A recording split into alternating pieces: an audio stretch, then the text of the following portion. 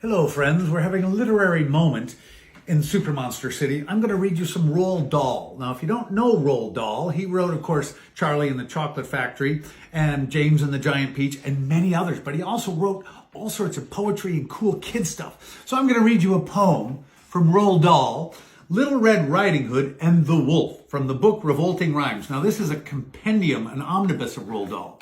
Are we ready? All right.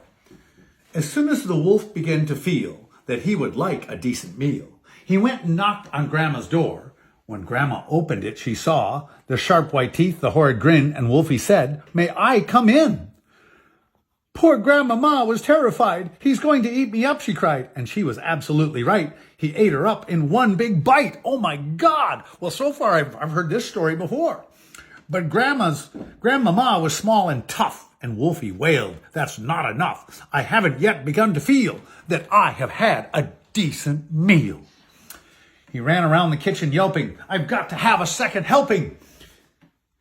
And then added with a frightful leer, "I'm therefore going to wait right here till little Miss Red Riding Hood comes home from walking in the wood." He quickly put on Grandma's clothes. Of course, he hadn't eaten those. He dressed himself in coat and hat. He put on shoes, and after that, he even brushed and curled his hair, then sat himself on Grandma's chair. There you go. The wolf's getting ready, you see? And there's poor Grandma. She didn't live long in this story so far. In came the little girl. She stopped, she stared, and then she said, "What great big ears you have, Grandma." "All the better to hear you with," the wolf replied. "What great big eyes you have, Grandma," said Little Red Riding Hood. "All the better to see you with," the wolf replied. He sat there watching her and smiled. He thought, "I'm going to eat this child. Compared with her, old Grandmama, she's going to taste like caviar." Then Little Red Riding Hood said, "But Grandma, what a lovely, great, big, furry coat you have on." "That's wrong," cried the wolf. "Have you forgot to tell me what big teeth I've got?" "Ah, well, no matter what you say, I'm going to eat you anyway."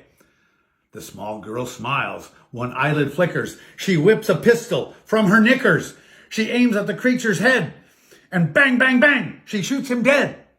A few weeks later, in the wood, I came across Miss Riding Hood. But what a change. No cloak of red, no silly hood upon her head. She said hello, and do please note my lovely furry wolfskin coat. And there's Little Red Riding Hood in her wolfskin coat. If you like this kind of irreverent humor that's a little bit offbeat, I think it's child-friendly and very fun. We'll read another one if you all like this and tell me, read the next one. Oh, there's the Three Little Pigs. That's the next one. We'll read that next time.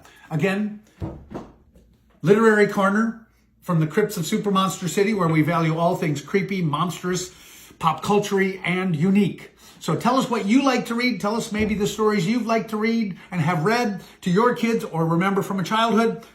Here you go. I'll see you later. Bye-bye.